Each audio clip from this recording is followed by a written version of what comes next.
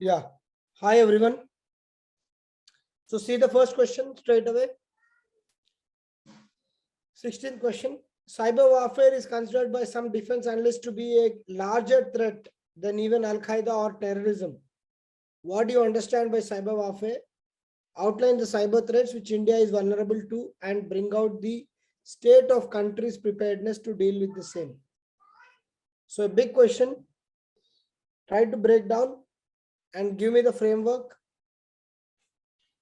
Yeah, what is the framework? Yeah, threats, government initiatives and conclusion. Yes. So what will be the introduction like? Introduction will be like, what is the question says cyber warfare is considered by some defense analysts to be a larger threat than even Al-Qaeda or terrorism. That is a statement. What do you understand by cyber warfare? So the very first point you should start about the introduction about cyber warfare. Outline the cyber threats which India is vulnerable to and bring out the state of country's preparedness to deal with the same. Okay. So first thing is the introduction with the definition of cyber warfare. Cyber threats which India is vulnerable, and then states or the initiatives and preparedness, and then the way forward. So these are the 4 dimensions of the framework of the answer. So what do you write by what is introduction of cyber warfare? Yeah, this can be a good introduction as given by Sumant. It is touted as the 5th dimension. Okay. After the land, air, water, and space. Space is the 4th dimension. So 5th dimension is the cyber warfare. And then define cyber warfare is basically like a sabotage on the infrastructure or the information systems of a particular country by external state actors or even non-state actors. Okay, you can write that as a definition of cyber warfare. So then what are the cyber threats to which India is vulnerable to? Yesterday we discussed, right, a lot of things like cyber terrorism, cyber wars, cyber terrorism by external non-state actors, cyber wars by external states, like how espionage is done by, there are reports that espionage is done by the Chinese army towards Indian military equipment. First thing. Second thing is the cyber terrorism, how the terrorists are trying to get access to vulnerable Indian youth and recruiting them, and also sometimes the cyber crimes where the lot of money is siphoned off from Indian exchequer to foreign countries from common people as well as the government accounts. Okay, and then how certain critical infrastructure like nuclear power plants, the missile coordination centers are always under target by the cyber criminals to gain access to their control systems. And then the tapping of or the trapping of mails or the websites of prominent defense organizations in India so that they get access to critical information. So all these are the vulnerabilities which India has due to cyber warfare. And finally, what is the preparedness? Here you can write the initiatives of the government. You can start with the Cyber Swachhta Kendras, CERT-in. You can mention the Cyber Dome project. You can mention the IT Act 2000. You can talk about the National Cyber Coordination Center. And all these are important aspects of preparation of government. Preparedness, you can write way forward that we can have a pan-India level cyber police force. These are all innovative solutions you need to add. cyber police team. Every state can have a cyber specialized police force, because not everyone in the police is trained to deal with cyber crimes. So you can have a cyber cell within the police department at every state, or try to emulate the cyber dome project of Kerala in the every state, so that the local screening can be done. All these local screenings can be integrated at the national level, and they can be controlled with under the MAITI. Yeah, digital armed force is a good example to give. And you can say all these people can report to MAITI. And that can be your conclusion, and then close. Clear? Yes, sir.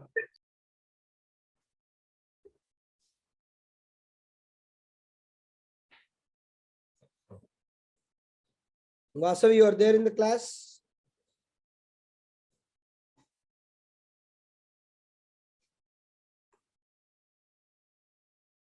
Vasavi, you are there? Okay.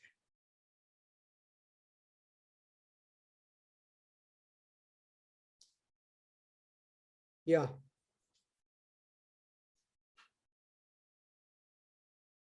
Good examples. You have given international examples also.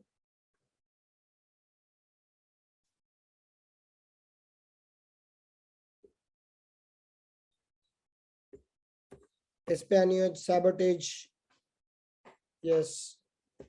Power grid, cyber attacks. Yes. To create blackouts. You can mention few more examples of cyber criminals or cyber crimes like ransomware, WannaCry. That also you can mention.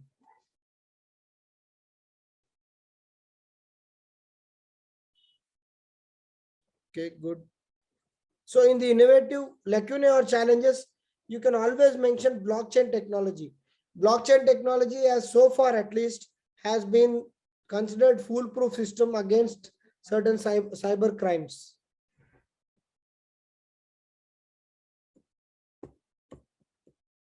Good. It's a decent answer, Vasavi. You can incorporate some more points. Okay, I can understand, when you sit for writing the answer, it's very easy to discuss the answer with so many points, but when we write, we recollect only few points. Considering that aspect, it's a very good answer.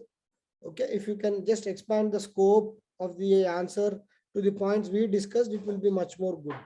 Okay, the conclusion can be slightly better. Okay, you can write in an optimistic way along with the solutions how the conclusion has to be. Okay, fine.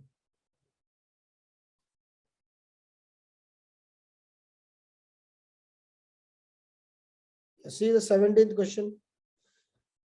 Considering the threats cyberspace poses for the country, India needs a digital armed force to prevent crimes.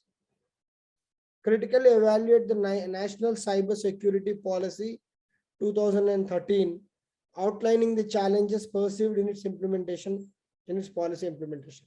So a question in 2015 is asking about 2013, may not be completely relevant today. Okay, but still, just try to give the framework.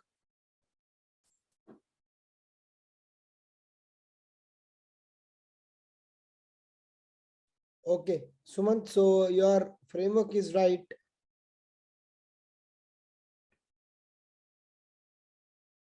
Okay, conclusion is also good. Actually, this question is today, it is quite outdated because the policy, the vision of this 2013 cyber security policy is quite old. Okay, the cyber security policy's vision is quite old. So I was just looking at, because I also don't remember what is the 2013 policy. I was just looking at the internet about this particular policy. It's a very basic thing, like, in 2013, obviously, we do not have the, We do not have the clarity about the cyber security, cyber thing. So they just wanted to have some visionary steps. Okay, in that context, they have created this particular national cyber security policy. Okay, so basically in this question, you will just give the introduction about the need for the digital armed force or the cyber security policy.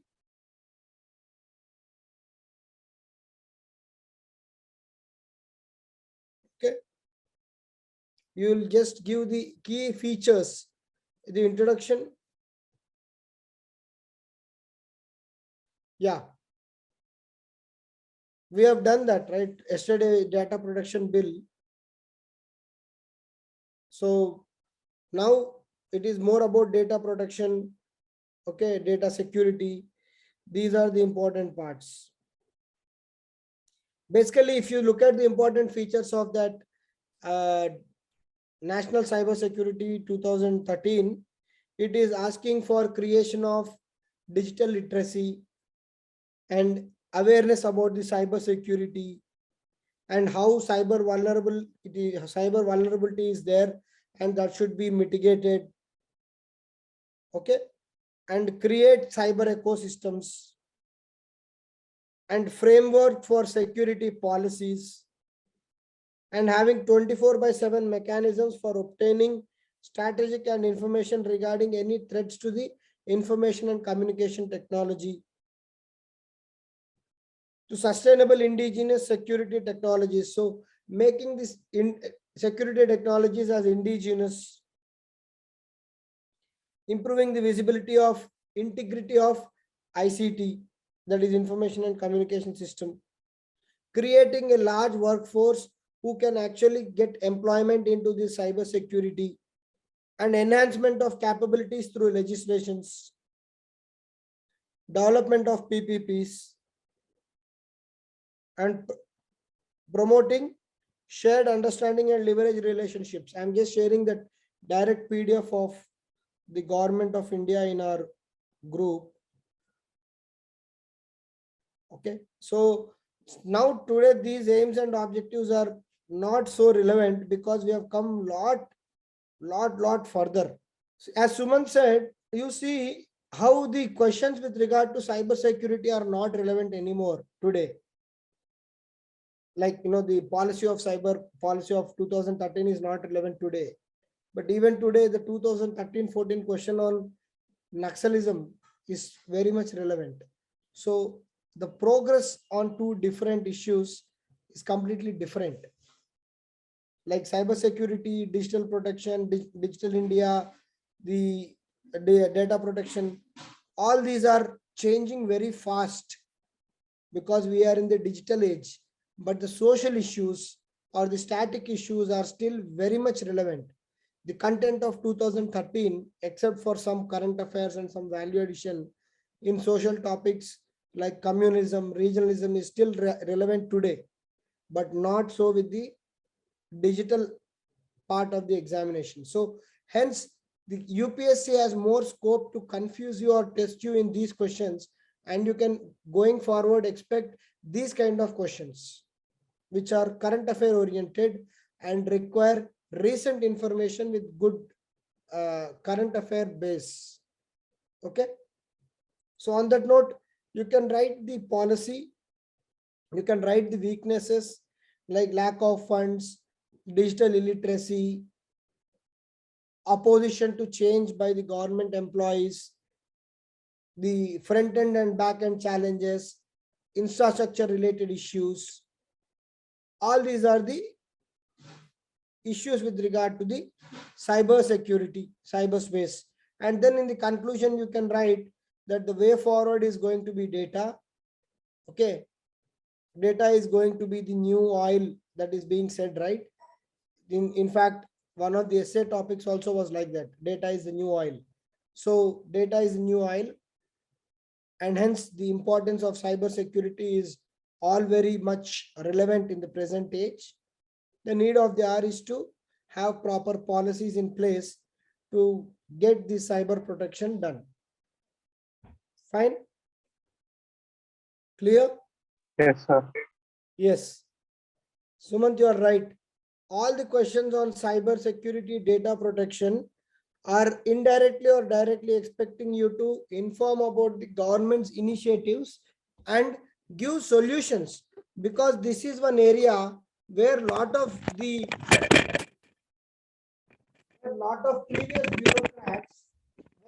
previous bureaucrats also do not have sufficient expertise or knowledge, where a lot of previous bureaucrats will not have sufficient expertise or knowledge. So you being the tech savvy generation, when you are aspiring to get into the UPSC, they are expecting some innovative solutions from you guys. So wherever possible, along with the government schemes or government initiatives, give your solutions also, which are innovative and will definitely stand out. Okay, fine. See the third 18th, that is the 18th question. Keeping in view India's internal security, analyze the impact of cross-border cyber attacks, also discuss defensive measures against the sophisticated attacks. There are two dimensions in this question.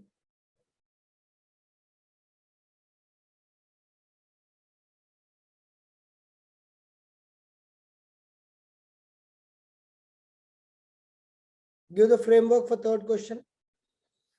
Yeah, for second question, who has written? We have not seen the model answer, right? Sriram, you have written second one? Yes, sir. Where is it? 17th? Where is 17th? I haven't wrote, sir. 17th, Bhaskar. Who written?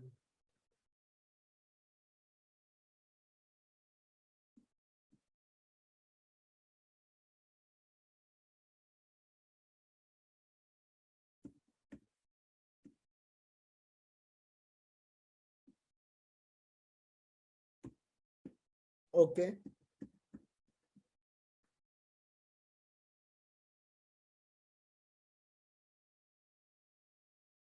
Good points, Bhaskar. You have made all the necessary points.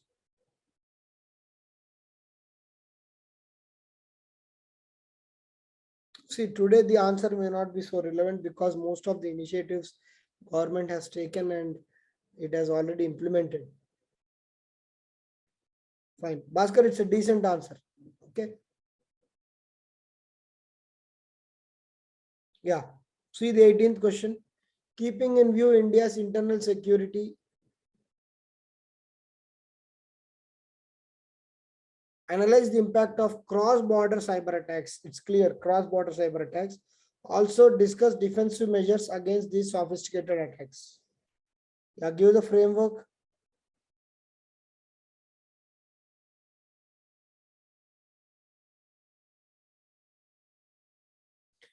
Yeah. Introduction on cross-border cyber attacks, impact, measures by the government and way forward. Yeah, you can mention some recent attacks. Okay. Cyber attacks on India through cross-border, and then try to give some good way forward. Okay. We can talk about how these cross-border cyber attacks are impacting. Again, you can bring in the dimensions of first question, that is into this particular question, and give what are the measures taken by the government so far to discuss the defensive measures, okay, against these sophisticated attacks, and what are the government measures, and then what should be the innovative solutions from your side, and then conclusion. Clear? So what you can write with some very good, case study, or you can directly introduce as to how cross-border cyber attacks are increasing. You can say recently there were reports of Chinese army snooping into Indian Army's intelligence equipment through the hackers. This is threat to Indian sovereignty as well as the military security. And then you can write what are the impact of these cyber attacks. What are the impacts of these cyber attacks, cross-border cyber attacks? Firstly, they are disturbing the military security of the nation. Then what happens? Basically, to encroach land, you need to have permission of your neighbor. But to encroach into one's servers, you will not require any permission because you are encroaching in an illegal way through hacking or by sending a virus or Trojan. So basically, you are crossing the cyber sovereignty of that particular nation. You can refer the term cyber sovereignty. So India's data is India's asset. So you are trying to steal that asset without my permission. So you are hampering my cyber sovereignty. And then you are creating financial loss. You're creating financial loss to the country. And then you are planting, they are planting some cyber malware or viruses which can create havoc in the security systems of India. You can write the power grids are being hacked, and sometimes they can create blackouts. Okay. And they can also create disruption to the social harmony. Yes, Raghuram, that is a good point. They can create fake news by hacking the Indian servers. They can send this fake news and create problems of social harmony within India. Bye.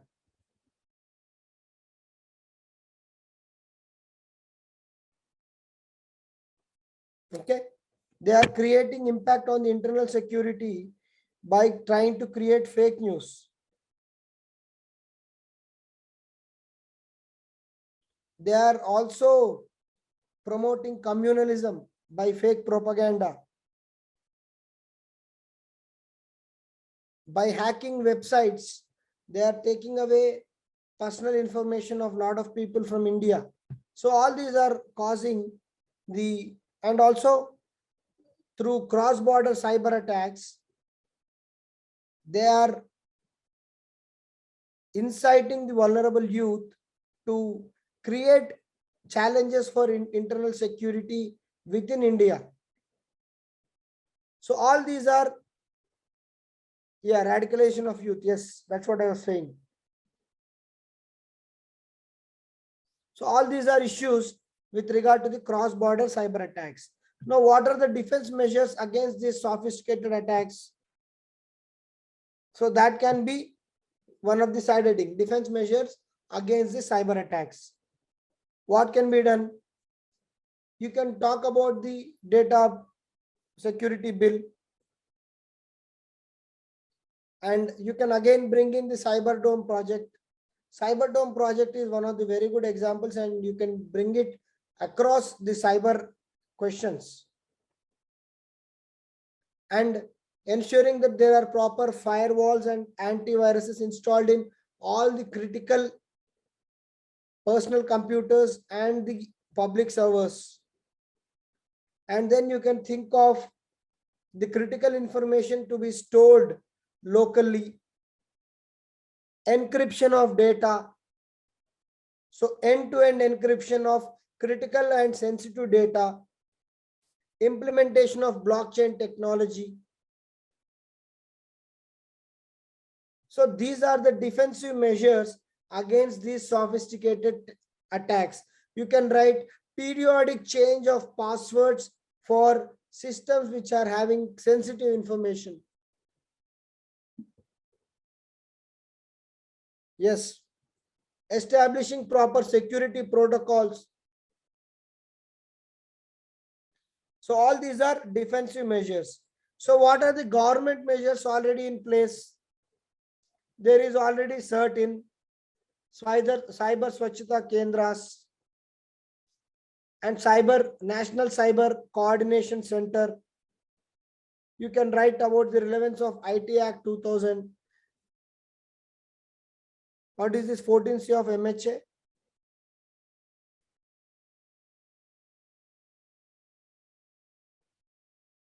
I4C. Is it I4C or 14C?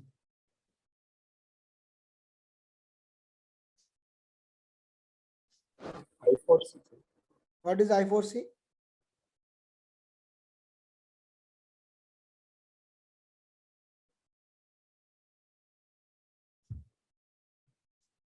Okay, I'm not aware of this I4C of MHA. MHA means Ministry of Home Affairs.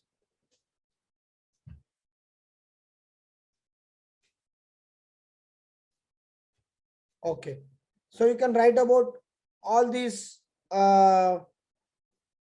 initiatives of the government, and then you have already given defensive measures. Indian Cyber Crime Coordination Center. Okay, fine. Indian Cyber Crime Coordination Center. And then you can also bring the aspect of having these so-called cyber coordination centers at state level, along with the trained cyber police force. All these can be the solutions. And then in the way forward, you will write that, how the digital space is growing leaps and bounds and exponentially very fast. And the need of the hour is to ensure that we are much more progressive in our thought and think ahead to mitigate these sophisticated attacks. And the way forward can be, again, you can bring in, we discussed the defensive measures can be data protection bill. So you can say the faster we coordinate with the projects like Cyber Dome, data protection bill, and then bring in digital literacy and cyber security forensics. Yes, we can bring in the subject of cyber security forensics and train manpower who are well equipped to attend these challenges. So we should have skilled workforce to actually mitigate these sophisticated attacks. You and me cannot sit and mitigate these attacks. Yeah, it has to be promoted at pan-India level, Sumant.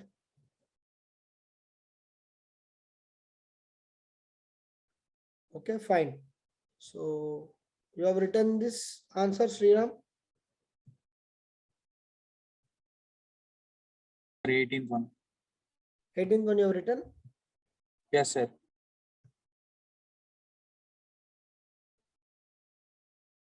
Shadow pad and malware attack. Okay, so you have started with the case study. Yes, this is a good approach. So you are trying to engage the examiner by mentioning the case study. You can talk about, I said about how military equipment or military intelligence of India has been attacked by Chinese. You can start with this. Yeah, Navya, Budapest Convention. Yeah, it's a good thing you can write in conclusion, ma.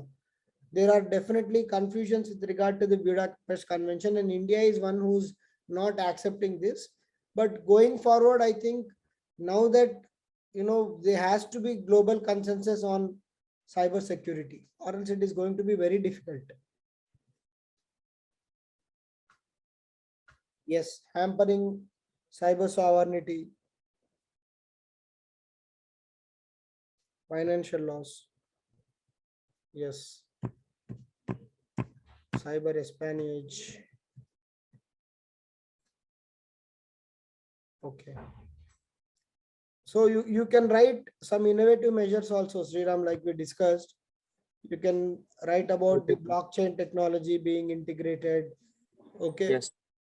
So those things will be, of course, your answer is good because you're writing good answers. Now we have to look at much improvised answers. Okay, good. So instead of cramping up here, you could have simply drawn a diagram and then explained the measures. because you see you have cramped up here, 1, 2, 3 going here, 4 going here, 5 coming down, 6 again here. So if I know it's clearly visible that you fell short of the space. In such a scenario, you can simply draw a diagram and then give these measures 1, 2, 3, 4, 5, 6. Yes, sir. Try I'll doing do. that. Yes, sir. Okay. So you have used this word, data is the new oil. Good. So this is a very standard line which we get to hear in Hindu or most of the where data is related. We say data is new oil, data is new oil. That's why countries are trying to hack each other and all. So you can write that.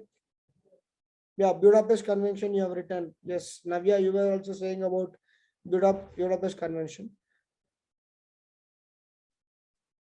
So instead of saying that India should sign the Budapest Convention, you can simply say that India should clear the doubts regarding Budapest Convention and should take it forward to achieve international consensus, because we have certain issues with Budapest Convention. So we can say that we can clear them and get the consensus. That would be much better, because you are speaking from India's point of view, right? Yes, sir. Okay. Or else the answer is good. Oh, no doubt. Fine. See the last question. Money laundering poses a serious security threat to countries' economic sovereignty. What is its significance for India and what are the steps? I think it's a very easy question. Again, 2013 question. See, 2013 question, 16 is not relevant. 19, even today, it is relevant. You are observing that difference? Question number 16 is not relevant. Or in fact, sorry, question number 17. Question number 17 is not relevant. But question number 19, it is of 2013, it's still relevant. And question number 16 also relevant. Question number 19 is the content also is still relevant. You will write about the same OECD, FATF. The moment you say money laundering, you will talk about the Enforcement Directorate, PMLA, Prevention of Money Laundering Act, 2002. All this will come. Even today, the answer will be same. Yes or no? What do you say, Sumant?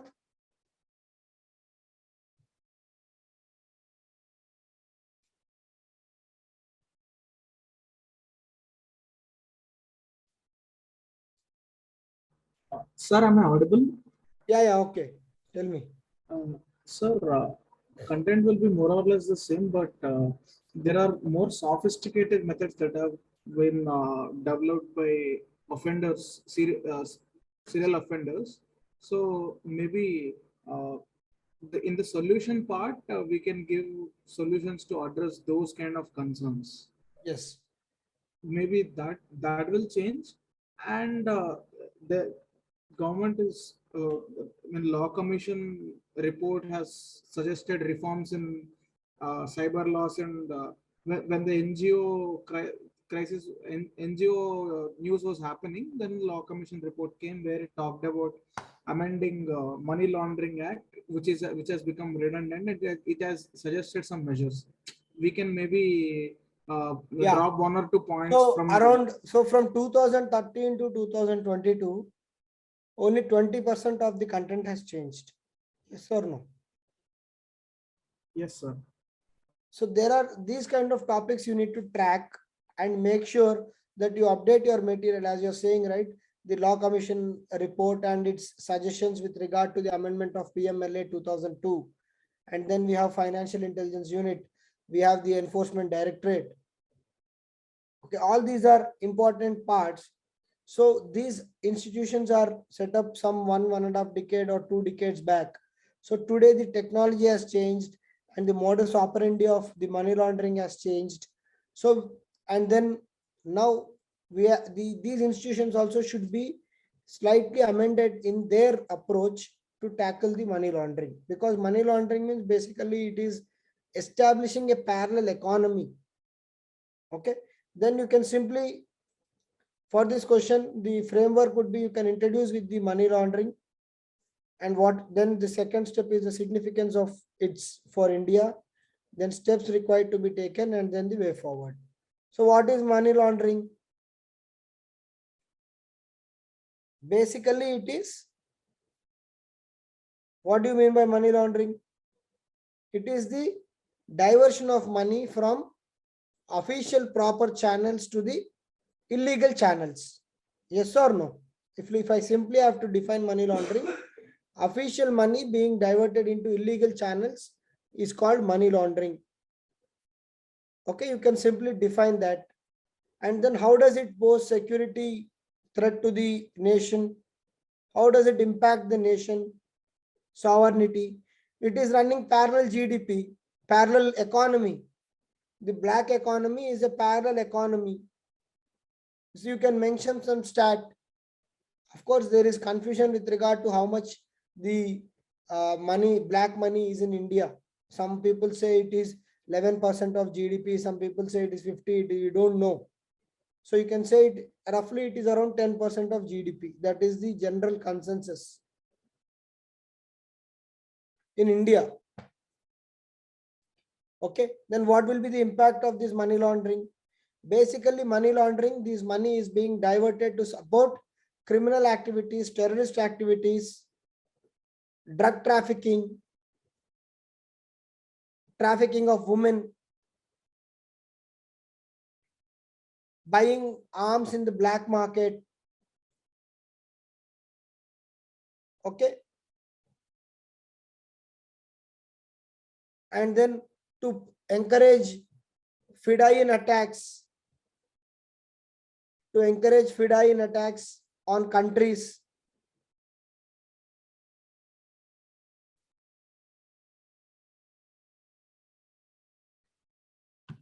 Sometimes this money laundering, yes, it is being used in the elections.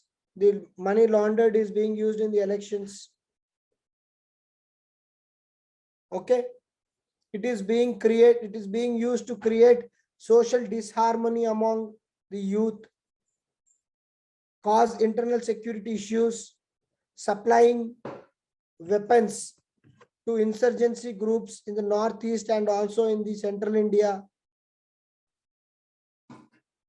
running parallel economy, creating loss to the exchequer and not having proper account of how much is the GDP. So all these are the issues with the money laundering. So that is the significance. So what are the steps to be taken? So what are the steps can be taken? Basically, having international coordination like the OECD, and then under OECD there is FATF, Financial Action Task Force, which is strictly monitoring the money laundering activities and putting countries into gray list, black list, which ensures that the concerned countries will not have proper access to international funds, thereby choking the access to terrorist activities.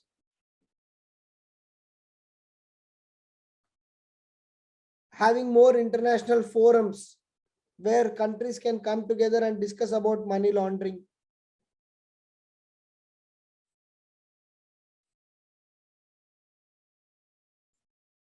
Okay, so these are important aspects. And then steps taken by the government of India. The PMLA Act of 2002, Prevention of Money Laundering Act, and then they have created the Financial Intelligence Unit, which reports to CBDT, Central Board for Direct Taxes. And then creation of the Enforcement Directory.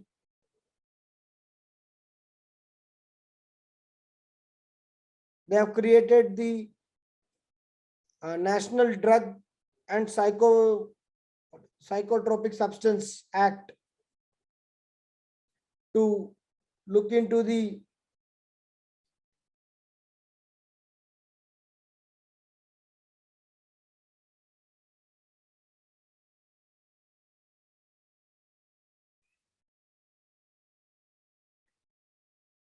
And then Benami transactions, yes, Benami Transactions Act. So all these are the measures taken by the government.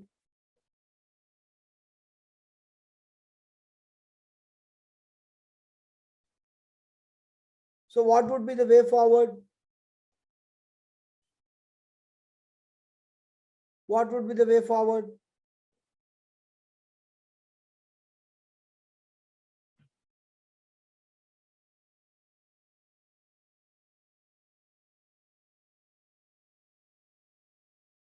What will be the way forward? So you can say that money laundering is a very major threat to the economy, and it can create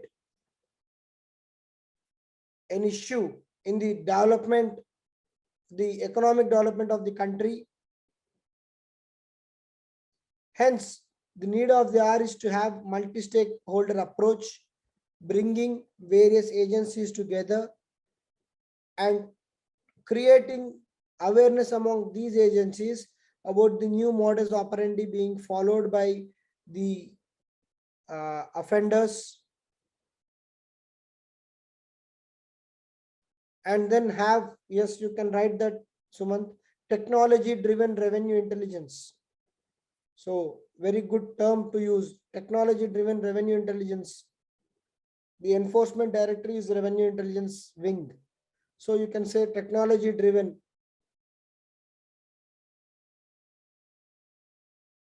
Okay. And coordinating at the international level in forums like G20,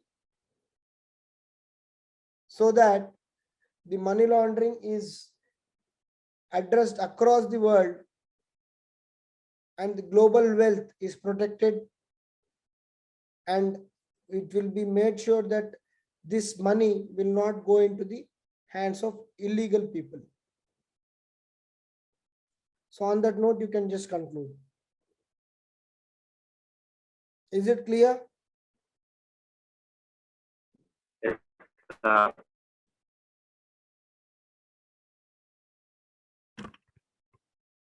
That is a completely different debate, Sumant. So Indu,